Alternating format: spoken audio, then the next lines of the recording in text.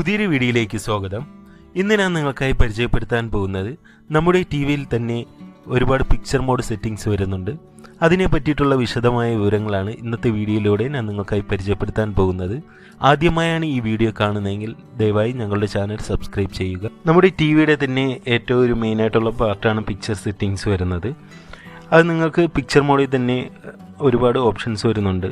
അത് നിങ്ങൾക്ക് ഏതിനൊക്കെ ആണ് യൂസ് ചെയ്യേണ്ടത് എന്നൊരു തെറ്റിദ്ധാരണ നിങ്ങൾക്കുണ്ടാകും.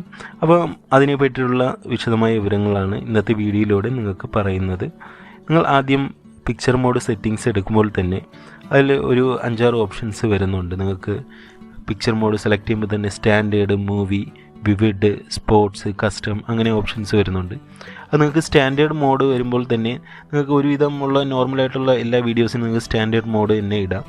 ഏകദേശം കളർ ടെമ്പറേച്ചർക്ക് നോർമൽ സ്റ്റാൻഡേർഡ് മോഡിലായിരിക്കും അത് കിടക്കുന്നത്.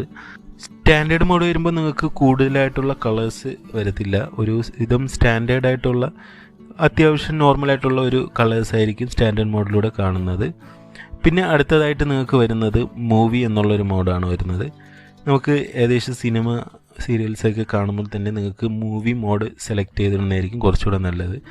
കാരണം നമുക്ക് കൂടുതൽ നേരം കാണുന്ന ഒരു അതായത് ഇപ്പോൾ മൂവിയൊക്കെ ആണെങ്കിൽ നിങ്ങൾക്ക് ഏകദേശം ഒരു 2-3 മണിക്കൂർ കൂടുതൽ നേരം ഇരുന്ന് കാണുന്നതാണ്. അപ്പം അതിനനുസരിച്ചിട്ടുള്ള കളർ ടെമ്പറേച്ചറൊക്കെ ഒരല്പം ലോ ആക്കി വയ്ക്കുന്നതാണ് മൂവി മോഡ് വരുന്നത്. പിന്നെ അടുത്തതായിട്ടുള്ള വരുന്ന ഒരു മെയിൻ മോഡാണ് വിവിഡ് മോഡ്. അത്യാവശ്യം നല്ല പിക്ചർ ക്വാളിറ്റി, അതായത് കളർ ക്വാളിറ്റിയൊക്കെ കൂടുതലായിട്ട് വരുന്ന മോഡാണ് വിവിഡ് മോഡ്. ഏകദേശം നല്ല കളേഴ്സൊക്കെ തന്നെ വിവിഡ് മോഡിലൂടെ തന്നെ നിങ്ങൾക്ക് അറിയാൻ പറ്റും. പിന്നെ അടുത്ത വരുന്നത് സ്പോർട്സ് മോഡാണ്. സ്പോർട്സ് മോഡ് വരുമ്പോൾ നിങ്ങൾക്ക് ഫുട്ബോൾ, ക്രിക്കറ്റൊക്കെ കാണുമ്പോൾ തന്നെ നമുക്കൊരു ഗ്രൗണ്ട് ഫീല് കിട്ടുന്നതിന് വേണ്ടിയിട്ടാണ് സ്പോർട്സ് മോഡ് സെലക്ട് ചെയ്യുന്നത്.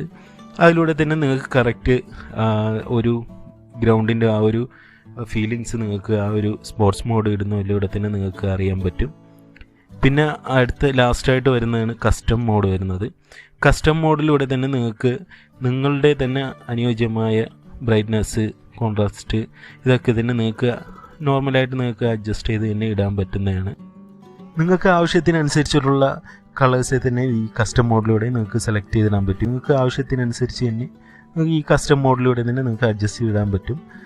പിന്നെ നിങ്ങൾക്ക് ഇതിനെ കൂടാതെ തന്നെ ഇപ്പം പുതിയ മോഡൽസിലേക്ക് തന്നെ ഇപ്പം വേറെ സെറ്റിങ്സൊക്കെ വരുന്നുണ്ട്. ഇപ്പം ഡൈനാമിക് സെറ്റിങ്സ്, പിന്നെ ക്രിക്കറ്റ് മോഡ്, അങ്ങനെ ഒരുപാട് മോഡ് ഇപ്പം തന്നെ പുതിയ ടി വിയിൽ നിങ്ങൾക്ക് വരുന്നുണ്ട്.